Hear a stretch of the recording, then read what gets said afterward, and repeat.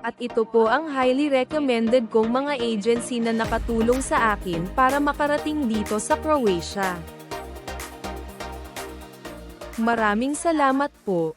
Please share, like and subscribe para sa susunod na mga video.